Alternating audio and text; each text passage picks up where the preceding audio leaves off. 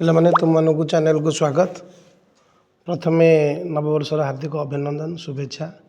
ତୁମମାନେ ଜାଣିଥିବ ଯେ ଏହି ବର୍ଷ ସରକାରଙ୍କ ଦ୍ୱାରା ପ୍ରଥମ କରି ଆମର ପଞ୍ଚମ ଶ୍ରେଣୀ ଏବଂ ଅଷ୍ଟମ ଶ୍ରେଣୀରେ ବାର୍ଷିକ ପରୀକ୍ଷାଟାକୁ ବୋର୍ଡ଼ ପରୀକ୍ଷା ରୂପରେ ନିଆଯାଉଛି।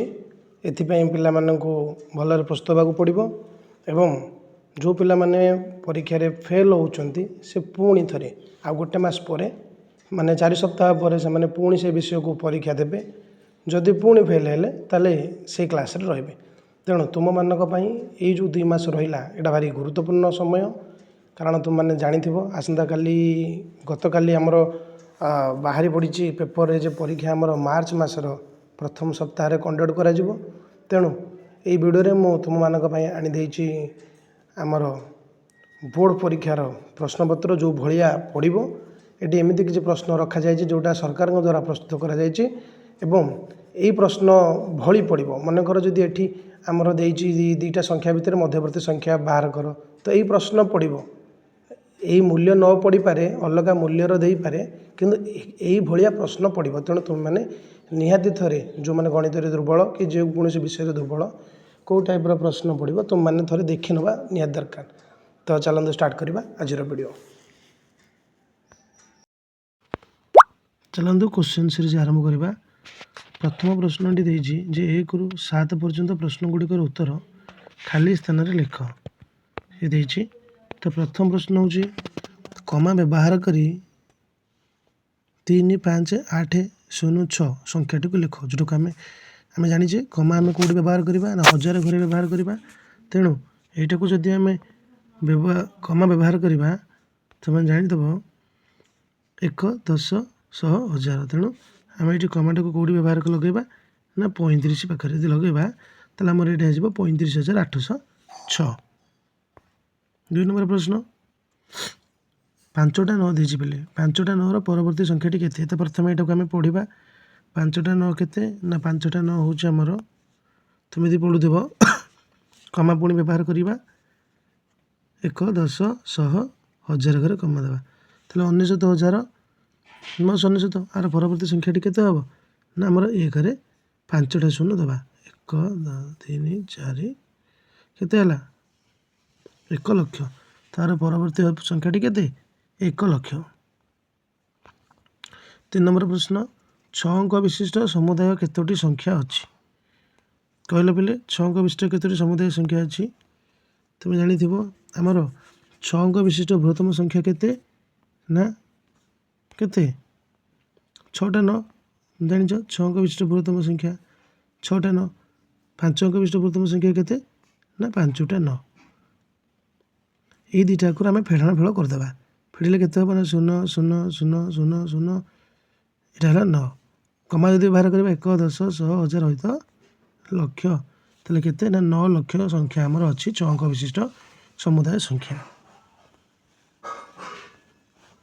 ପରବର୍ତ୍ତୀ ପ୍ରଶ୍ନ ବିଲେ ଦେଇଛି ଗୋଟିଏ ଅପକୃତ ଭଗ୍ନ ସଂଖ୍ୟା ଲେଖ। ଅପକୃତ ଭଗ୍ନ ସଂଖ୍ୟା ତୁମମାନେ ଜାଣିଛ ଅପକୃତ ଭଗ୍ନ ସଂଖ୍ୟା ହେଉଛି ଯାହାର ଲବ ବଡ଼ ଏବଂ ହର ସାନ। ଆମେ ଏମିତି ଲେଖିପାରିବା 4/3 ବା 4 ବିଭକ୍ତ 3। ଇଏ ଗୋଟେ ଅପକୃତ ଭଗ୍ନ ସଂଖ୍ୟା। ଯେକୌଣସି ଲେଖିପାରିବ। ଉପରଟାକୁ ଆପଣ ବଡ଼ କରିକି ଯେମିତି 5/2, 7/4 ଏଇଭଳିଆ ଗୋଟେ ଅପକୃତ ଭଗ୍ନ ସଂଖ୍ୟା। ପରବର୍ତ୍ତୀ ପ୍ରଶ୍ନ ଦେଇଛି 3ଟି 1/3 ମିଶିଲେ କେତେ ହେବ? 3ଟି 1/3 ମିଶାଇବା ଆମେ ତ ଜାଣିଛନ୍ତି ଆପଣମାନେ 1/3 ମିଶାଣ 1/3 ମିଶାଣ 1/3। ତଳ ହର ଗୁଡ଼ାକରେ 3 ଏକା ଅଛି ତେଣୁ 3 ଲେଖିଦେବା। ଉପର 1 ଗୁଡ଼ାକ ମିଶିବ 1 ମିଶାଣ 1 ମିଶାଣ 1। ତାହେଲେ କେତେ ହେଲା 3 ବିଭକ୍ତ 3। 3କୁ 3ରେ ହରିଲେ କେତେ ହେବ ନା ଉତ୍ତର ହେଉଛି ଆମର 1। ଉତ୍ତର କେତେ ବାହାରିବ? ଉତ୍ତର ବାହାରିବ 1। ତେଣୁ ଏଇଠି ଯେଉଁ ଦେଇଛି ଆମର ପ୍ରଶ୍ନ 3ଟି 1/3 ମିଶିଲେ କେତେ ହେବ? ଉତ୍ତର ହେବ 1। ତାପରେ ପିଲେ 6 ନମ୍ବର ପ୍ରଶ୍ନ ଦେଇଛି 4/5ରୁ 1/5 ବିୟୋଗ କଲେ କେତେ ହେବ? 4/5ରୁ 1/5 ବିୟୋଗ କରିବା ଲେଖିଦେବା। ଆସ 4 ବିଭକ୍ତ 5 ଫେଡ଼ାଣ 1 ବିଭକ୍ତ 5। ଏଇଟା ସବୁ କେଉଁ ଭଗ୍ନାଂଶ ନା ସମହର ଭଗ୍ନାଂଶ। ଯଦି ସମହର ଭଗ୍ନାଂଶ ଦେଇଛି ହର ସମାନ ଅଛି ଆମେ ହର ଲେଖିଦେବା। କମନ୍ ଯିବରି ଦୁଇଟା ଆଗରୁ ଗୋଟେ ଉପରେ ଲବ ଦୁଇଟା ଆଗ ଫେଡ଼ିଦେବା। ତ 4ରୁ 1 ଗଲେ କେତେ 3 तले 5 को 5 उत्तर हम के 3/5। परवर्ती प्रश्न 1/4 रे केतोटी 1/4 अच्छी ये प्रकार देछि बुझले पिले 1/4 रे केतोटी 1/4 अच्छी केमिति जानिबा पिले देखो देखो आकु आमे प्रथमे कोन करिबा ए जो देछि मिश्र भग्नांश को अपकृत करिबा 1/4 आर अर्थ कौन आर अर्थ हो 4 के 4 1 5/4 तो केतुटा 1/4 हेले 5/4 हेछि एकक समष्टि कथा मन पकाओ ना 1/4 मिश्रण 1/4 मिश्रण 1/4 मिश्रण 1/4 मिश्रण 1/4 केतुटा ना 5टा 1/4 हेले 5/4 हम तो ये आम उत्तर केते हम ये आम उत्तर हम 5टी।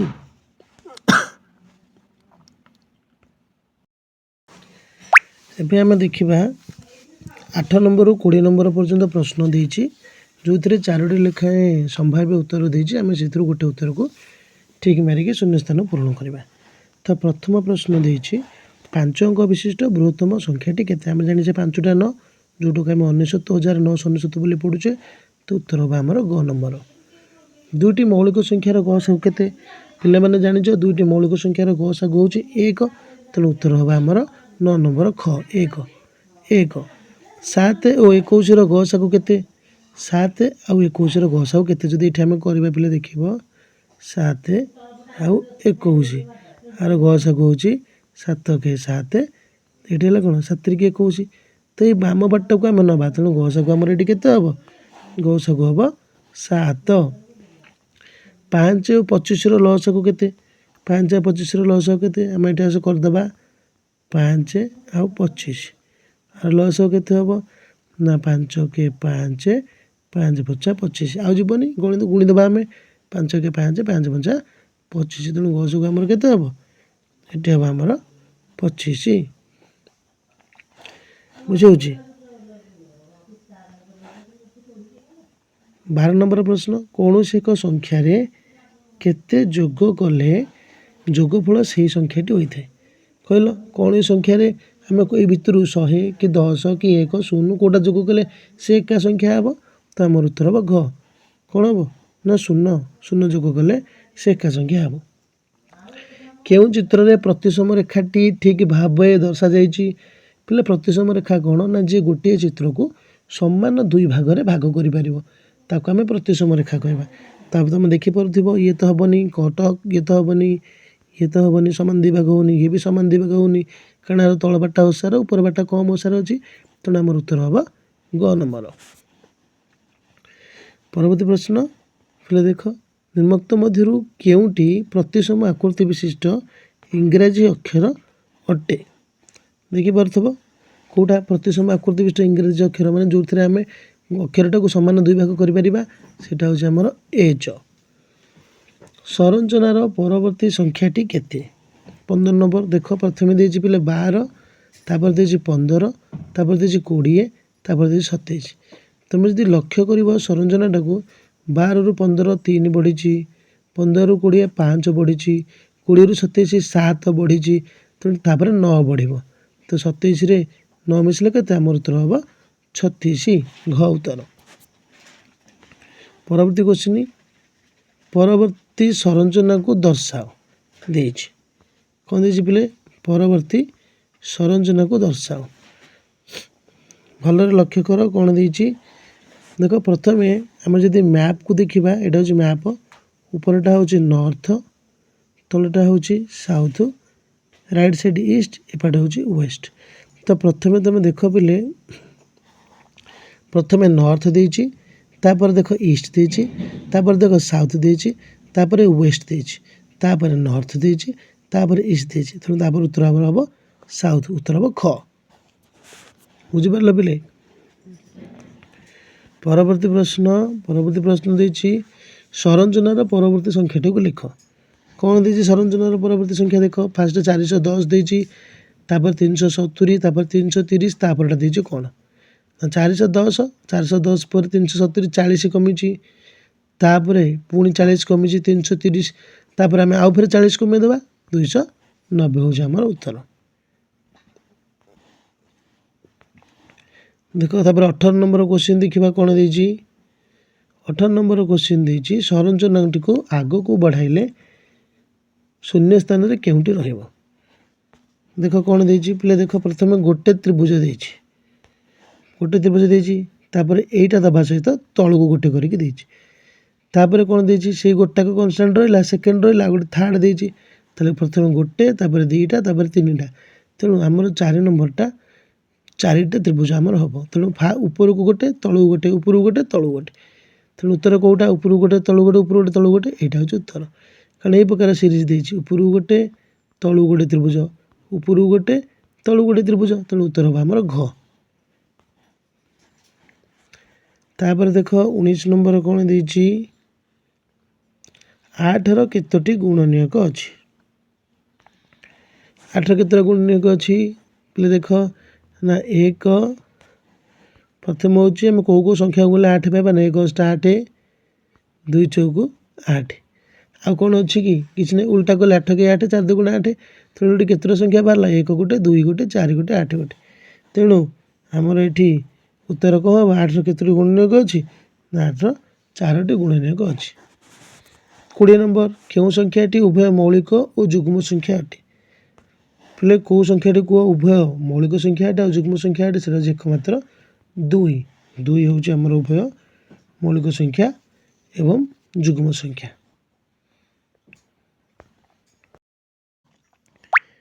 एबे चलो आम नजर पकईबा आमर 21 ରୁ 28 नंबर पर्यंत जो प्रत्येक प्रश्न 2 नंबर विशिष्ट तो पे यही प्रश्न बोर्ड परीक्षा तुम पड़ो जेहेतु काली पेपर आउट हो तुम देखिथ मार्च मसर प्रथम सप्ताह तुम बोर्ड परीक्षा फेल हेले पुणी फेल हम तेणु टे वीडियो गुड़ा देखूँ आउ कौ भाया प्रश्न पड़ुची निजक प्राक्ट करूँ।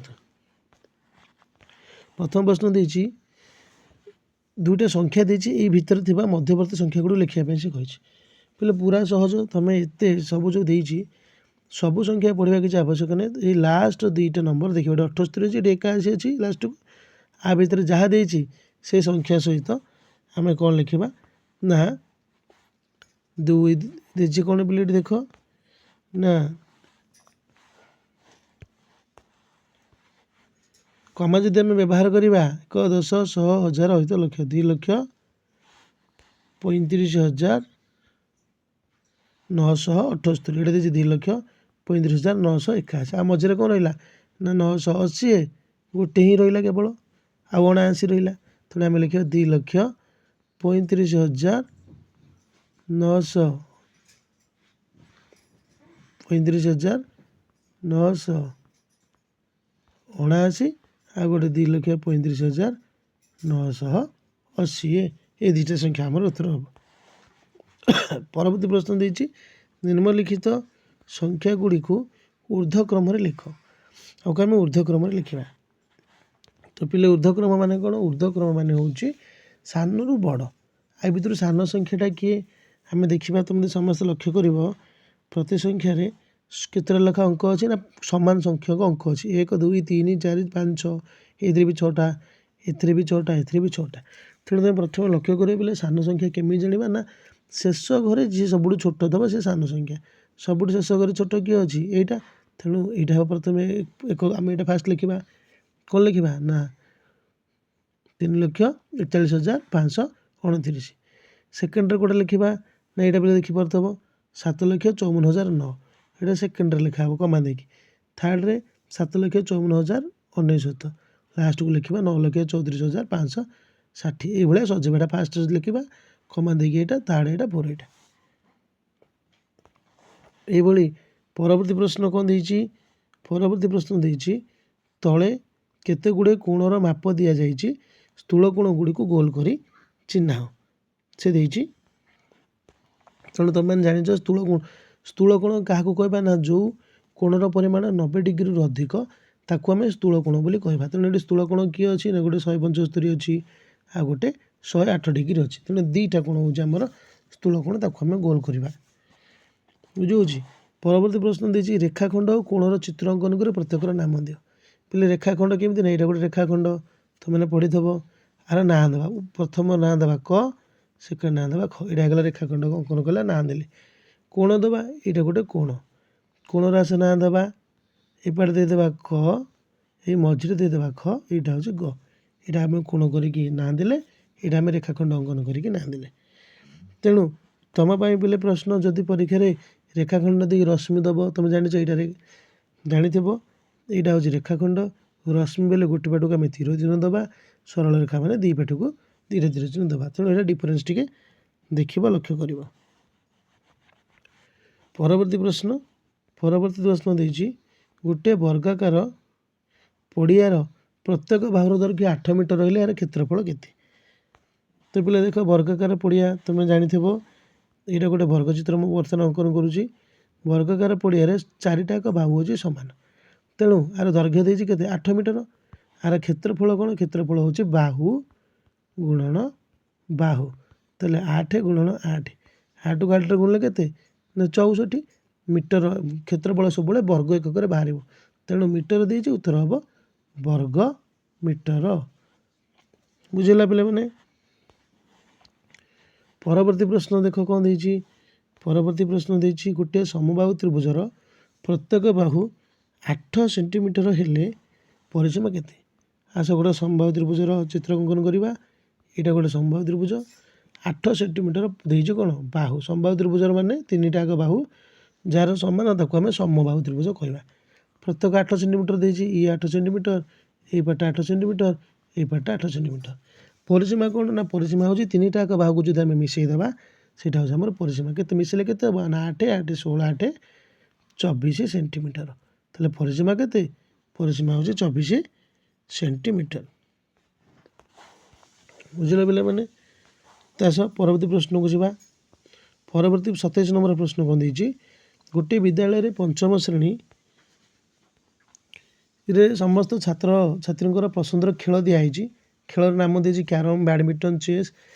କେତେଜଣ ପିଲା କେଉଁ ଖେଳ ଖେଳନ୍ତି? ଯେମିତି କ୍ୟାରମ୍ ଖେଳନ୍ତି 7 ଜଣ, ବ୍ୟାଡ଼ମିଣ୍ଟନ ଖେଳନ୍ତି 9 ଜଣ, ଚେସ୍ ଖେଳନ୍ତି 14 ଜଣ। ତେବେ ଦେଇଛି ପଞ୍ଚମ ଶ୍ରେଣୀରେ ମୋଟ କେତେଜଣ ଛାତ୍ରଛାତ୍ରୀ ପଢ଼ନ୍ତି? ସବୁ ଯାକ ମିଶାଇ ଦେବା, ମିଶାଇକି ଆମେ ଲେଖିଦେବା 14, 7, 21, 21ରେ ନ ମିଶିଲେ 30। ତ ଆମର ଉତ୍ତର ହେଉଛି 30 ଜଣ। ଗଟା ଉତ୍ତର। ପରବର୍ତ୍ତୀ ପ୍ରଶ୍ନ,